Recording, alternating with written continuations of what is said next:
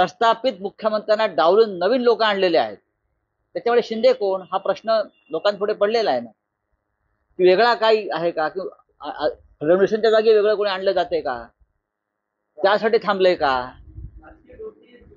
तर या सगळ्या गोष्टीचा उलगडा उद्यापर्यंत व्हायला पाहिजे, नाहीतर आम्ही ते पुस्तक आमचं बंद आहे ते उघडू. पण राऊत तुम्हाला काय वाटतं की शिंदे शिवसेनेला गृहमंत्रीपद का हवं?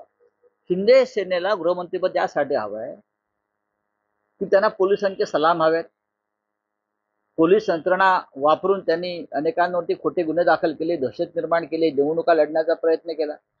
ही यंत्रणा त्यांच्या हातात पाहिजे आणि भविष्यामध्ये या यंत्रणेचा वापर करून ते भारतीय जनता पक्षाच्या अंगावर सुद्धा जाऊ शकतात.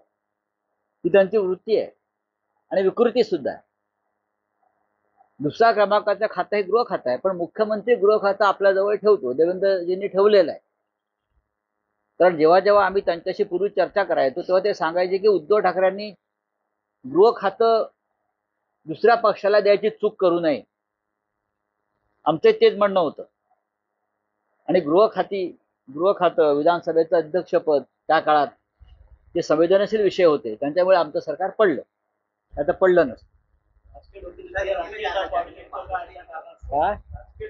तसे डोके असतील तर डोके देखील होईल ना. फक्त निवडून येणं म्हणजे डोकी नाहीत ना, ती डोकी मोजायला ठीक आहे, पण डोक्यात काहीतरी हवं